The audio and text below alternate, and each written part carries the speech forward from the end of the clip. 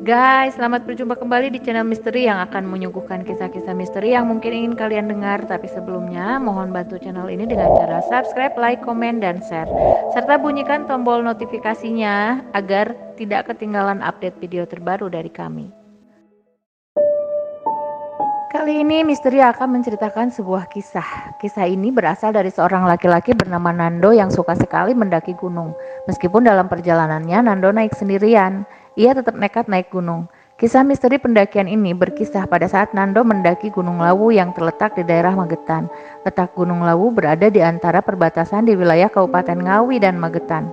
Gunung Lawu ini cukup terkenal karena keindahan panoramanya, sehingga dapat memikat para pendaki untuk berkunjung ke sana, termasuk Nando, yang cukup berani untuk mendaki gunung tersebut sendirian.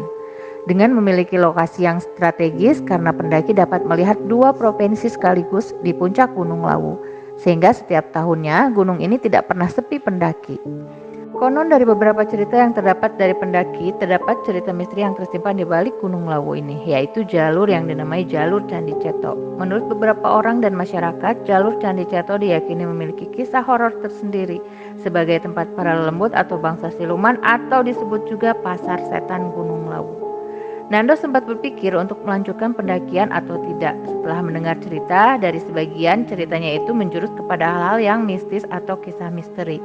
Namun ia mencoba untuk tidak peduli. Setelah mempersiapkan barang-barang dan logistik untuk pendakian, ia pun siap berangkat menuju Gunung Lawu. Nando berangkat naik bus arah Jawa Timur pada jam 10.00 pagi dan sampai pada jam 18.00 malam. Nando sudah sampai langsung melanjutkan pendakian. Setelah melewati beberapa pos, waktu sudah malam. Nando mendaki dengan hanya membawa peralatan dan dirinya sendiri di tengah keheningan malam menuju puncak Gunung Lawu.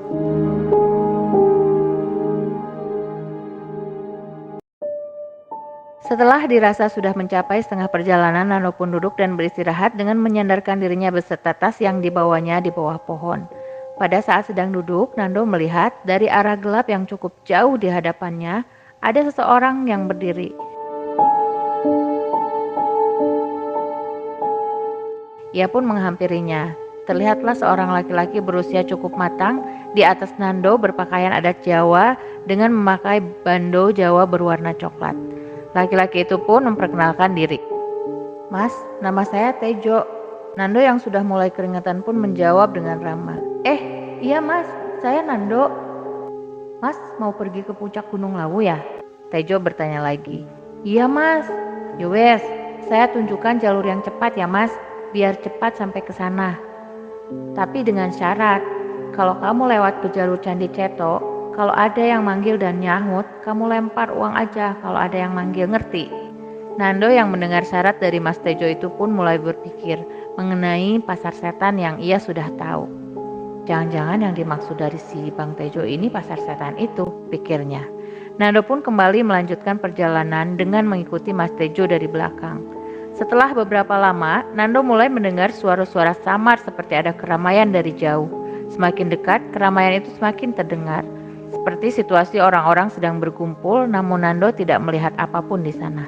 Pada saat lewat di keramaian itu, Nando merasa ada yang memanggil-manggil dia dengan menawari sesuatu. Nando merasa sedikit takut, namun kembali ingat syarat dari Mas Tejo. Nando pun melemparkan uang koin tanpa melihat keramaian suara tanpa jasad di belakangnya itu.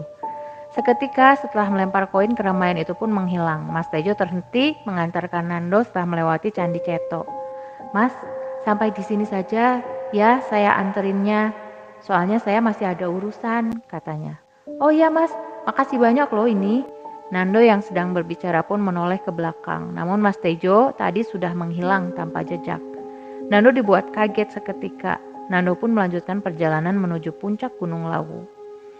Ia pun akhirnya berhasil sampai sehingga dapat melihat keindahan panorama di puncak tersebut. Nando pun memasang tenda untuk bermalam di puncak sebelum besok kembali pulang ke rumahnya. Singkat cerita, Nando sampai di rumah. Nando merasa sangat kecapean. Saat hendak istirahat, ia melihat sebuah koran tergeletak di meja makan rumah Nando dengan bertuliskan berita, pendaki yang hilang di Gunung Lawu telah ditemukan dalam keadaan kondisi meninggal seminggu yang lalu. Dengan disertakan foto orang yang meninggal tersebut.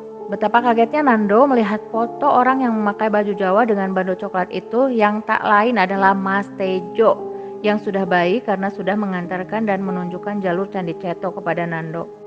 Hah? Seminggu yang lalu? Berarti... Ih! Nando menggigil seketika karena terlalu merinding dan takut sampai tidak bisa berkata-kata lagi.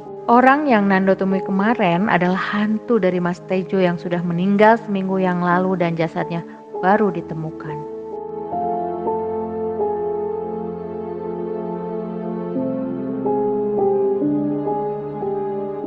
Kisahnya serem ya guys. Kesan pesan dari cerita ini adalah kita hidup berdampingan dengan makhluk astral. Percaya atau tidak mau kita harus mengakui kenyataan tersebut.